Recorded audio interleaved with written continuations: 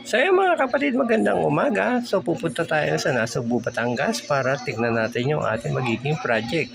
So bago tayo pumunta sa Nasugbu, Batangas, kumuha tayo ng isang booking kay Lala Move. So nakuha natin ay halagang 71 pesos. So yun nga, nakuha na natin yung item dito sa Dali Store dito sa Alfonso, Cavite. So dadalhin natin to sa Tagaytay, sa Dali Store sa Tagaytay. So dito tayo dadaan sa Alfonso Bypass Road papuntang Tagaytay. So yan, punta na tayo sa Dali Store dito sa Tagaytay. So ito, malapit na tayo sa destination, mga 250 meters na away na lang doon sa Dali Store no mga kapatid. So ayan, malapit na. So dito, magaganda yung daan dito sa Tagaytay.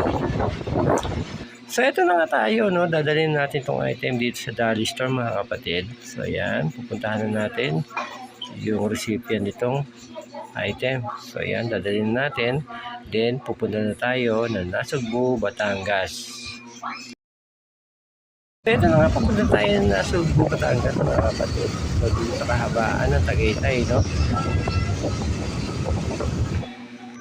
So yung mga kapatid, bihinintuan tayo dito sa area ng Tagaytay, no? So bali dito makikita mo yung mga radar ng Pag-asa na ginagamit sa pag-monitor ng ating weather condition.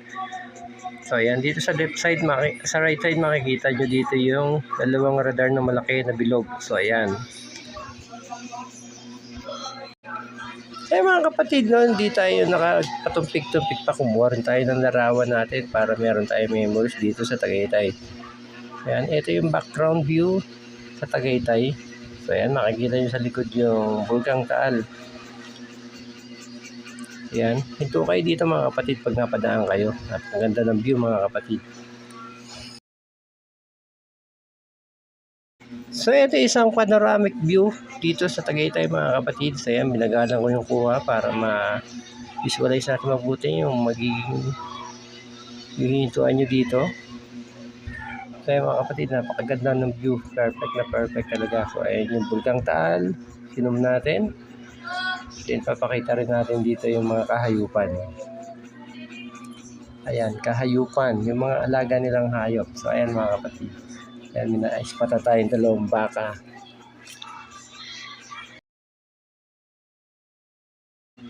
Heto, minto tayo dito sa Arco ng Alfonso, Cavite. So itong area na to, papunta to ng Tagaytay.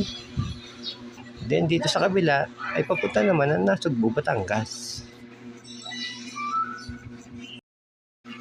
So ayun nga, nakarating tayo mga kapatid dito sa boundary ng Batangas, no? Exactly 8:30 ayon sa pinag-usapan natin nila kapatid ni Efren. So yes, susundan natin si kapatid ni Efren papunta dun sa ating site, no mga kapatid. So ito na, sa boundary tayo, Nasugbu, Batangas. So, makikita nyo yung arco dito. So yun na, susundan natin si Brad Efren. So makikita nyo yung magandang tanawin dito sa Nasugbu, Batangas mga kapatid. So napakaraming kainan dito. So mga kapatid, narating na natin yung site. So ito yung pangalan ng site na ating gagawan. So ito si Kapatid Efren, susundan natin siya. Hindi pa natin alam kung saan yung eksaktong area natin dito sa site ng mga kapatid. So hindi rin natin alam kung ilan yung unit na ibibigay sa atin. So ito na nga, nag-uusap sila Kapatid na Efren saka yung engineer. So ayan yung mga unit na binigay sa atin. Tatlo yan mga kapatid, magkakatabi. So ayan, ito yung lot 12. Yan, block 19, lot 12. Yan na ibibigay sa atin. So ito yung 11, di sa atin yan. Ito yung lot 12, 13, then 14. So yung tatlong unit na yan, yung binigay sa atin ng engineer. So pasukin natin mga kapatid yung isang unit.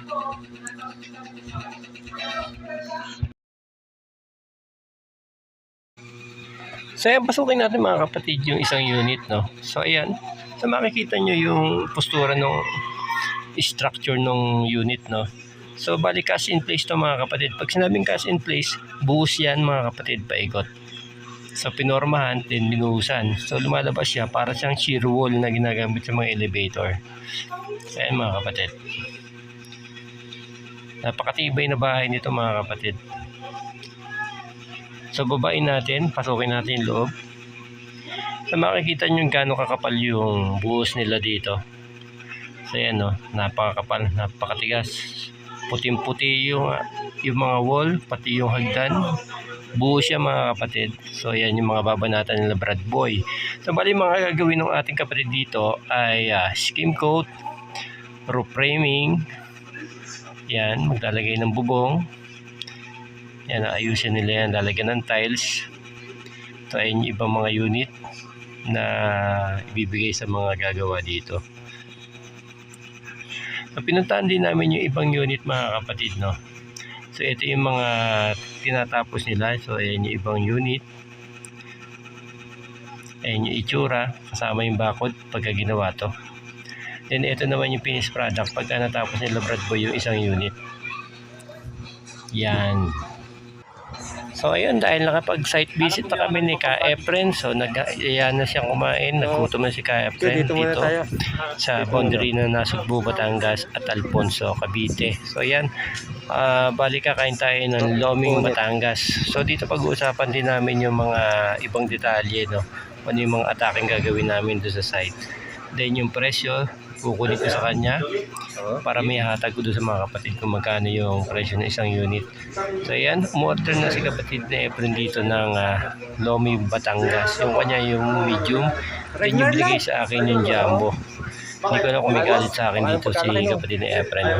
Gusto niya tayong busugin. So bali, papakita ko sa inyo yung itsura ng ating kinain. So ayan, ang pagkakaiba ng aming in-order, no? Jumbo yun sa atin. So ayan, full pack siya. So bali yung mga rekado nito, no, na nakalagay sa ibabaw. Ayan, kikiam, lechong kawali, bawang, itlog, then yung may sibuyas na puti. So ayan, meron pa nga karne ng baka. So ayan, napakasarap ng lomi dito sa boundary ng Batangas mga kapatid. So ayan, oh, ang lapot. So dapat kainin nyo ito habang mainit mga kapatid. So ayan mga kapatid, hanggang dito na yung ating video. Huwag niyo kalimutan na mag-subscribe. Hanggang sa muling pagkita. Bye bye!